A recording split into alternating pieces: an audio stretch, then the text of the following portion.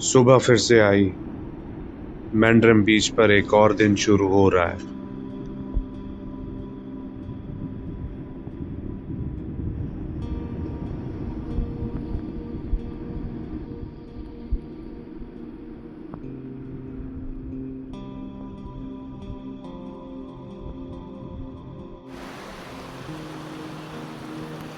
लहरें तेजी से आ रही हैं, किनारे से टकरा रही हैं।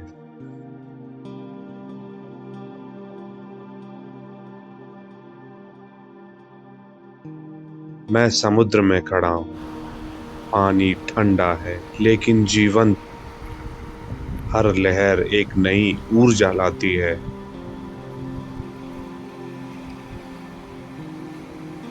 रेत नरम है, हवा ताजी। यह क्षण कीमती है, इन्हें हमेशा याद रखा जाएगा।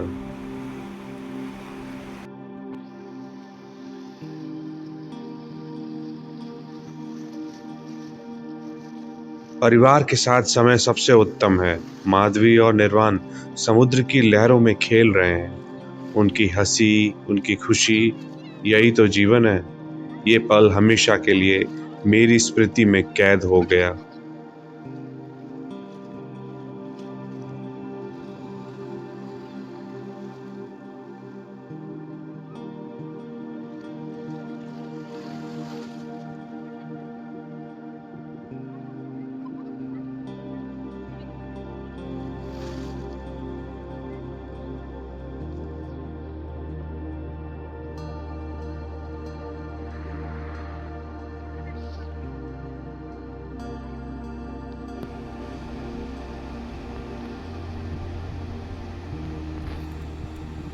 यहाँ सब शांत है, सब सुंदर। समुद्र का ये खेल अंतहीन है।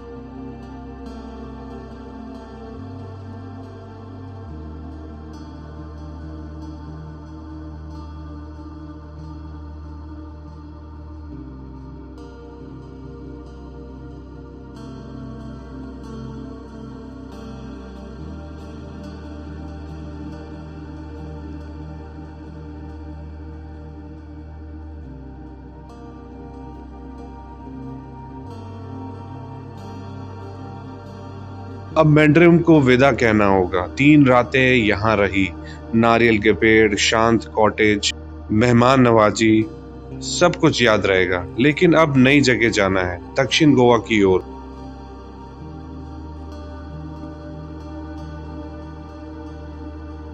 60 किलोमीटर का सफर, एक स्थानीय टैक्सी। हर सड़क कुछ नया दिखाता है, हर मोड़ पे नए दृश्य। गोवा को अलग अलग रंगों में देखना, यह भी एक सुंदर अनुभव। लेकिन जैसे जैसे हम इस यात्रा में हैं, मन में एक सवाल उठता है, इस धरती की असली कहानी क्या है? इस खूबसूरत भूमि के पीछे कौन सा इतिहास है? जब हम सियोलिम चोपडेम पुल को पार करेंगे, तब सब कुछ जानने का समय आएगा। हम अब एक ऐसे सेतु को पार कर रहे हैं जो हमें केवल नदियों या रास्तों से नहीं जोड़ता, बल्कि हमारी अपनी जड़ों, हमारी संस्कृति और हमारे संघर्ष से जोड़ता है। यह पुल उस महान भूमि की गवाही देता है जहां सदियों से श्रद्धा, वीरता और धर्म की लहरें स्थिर नहीं हुई। यह वह गोवा था जहां प्राचीन हिंदू सभ्यता ने गहरी छाप छोड़ी। मंदिर थे, शांता दुर्गा, अंगेशी, महालक्ष्मी। वे केवल इमारतें नहीं, बल्कि हमारी आत्मा के केंद्र थे। यहाँ के पेड़, नदियाँ और हवा भी उस सांस्कृतिक धागे से बंधी थी जो इस भूमि को अनमोल बनाती है। परंतु घोर अंधकार का समय भी आया। 1510 ईस्वी में पुर्तगालियों ने समुद्र की ऊंची भयावह लहरों को पार कर इस धरती पर कब्जा किया। उनके साथ आए हथियार, धर्मांतरण के आदेश और इस अंधकार की छाया जिसने पूरी संस्कृति को नष्ट कर दिया।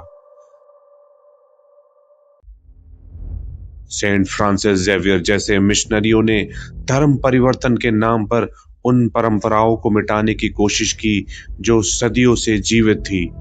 हजारों परिवारों को छोड़ना पड़ा अपना घर, अपनी आस्था, अपनी आशा। 1560 ईस्वी की इंक्विजिशन ने इसका तांडव रच दिया। यह वह काल था जब विश्वास का उल्लंघन होकर मानवता को कुचला गया।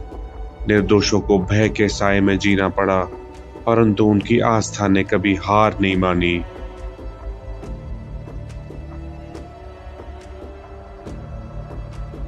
लेकिन इस अंधकार में भी हिंदू परंपरा जीवित रही। लोग घरों के नीचे गुप्त रूप से पूजा करते रहे, अपनी परंपराओं को अगली पीढ़ी तक पहुंचाते रहे। मंदिरों का बहुमत नष्ट हो गया, पर मन की श्रद्धा नहीं मिटी। 400 वर्षों की विदेशी सत्ता के बावजूद गोवा की आत्मा ने हार नहीं मानी। पृष्ठभूमि में पुर्तगाली संस्कृति भी गहराई से समाई, लेकिन हिंदू संस्कृति का मूल तत्व सदा जीवित रहा। 1961 में भारतीय सेना के कदमों ने इस अंधकार को चीर दिया। गोवा पूर्णतः आजाद हुआ, पूर्णतः अपनी असली ध्वनि में गूंज उठा।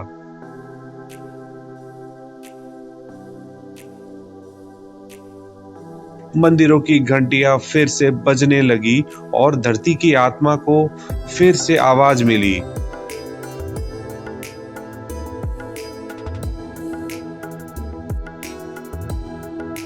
आज का गोवा एक अद्भुत मिश्रण है, जहां पुर्तगाली वास्तुकला हिंदू मंदिरों के बीच खड़ी है। यहाँ हमारी संस्कृति की ताकत है, हमारी सहिष्णुता की मिसाल है। दोनों संस्कृतियां एक साथ खुशहाल जीवन बिता रही हैं।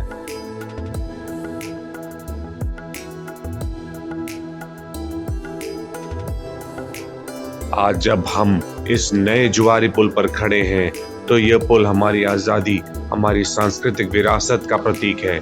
यह हमें याद दिलाता है कि हमारी जड़ें कितनी गहरी हैं, हमारे इतिहास की छाप कितनी मजबूत है और आने वाले पीढ़ियों का यह कर्तव्य है कि वे इसे संरक्षित करें। पुल से गुजरते हुए हम न केवल जमीन को पार करते हैं, बल्कि समय के उस महासागर से गुजर रहे हैं जिसने हमें परखा, तोड़ा और फिर बना दिया। दक्षिण गोवा पहुंच गए। कोलवा बीच पर शाम ढल रही है। समुद्र सोने जैसा चमक रहा है। सूरज अपना आखिरी प्रकाश बिखेर रहा है। लहरें धीरे धीरे आ रही है।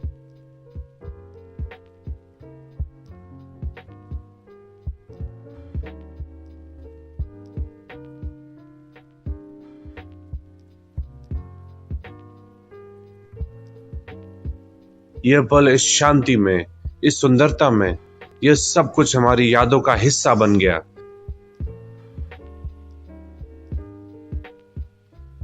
हर लहर एक गीत है।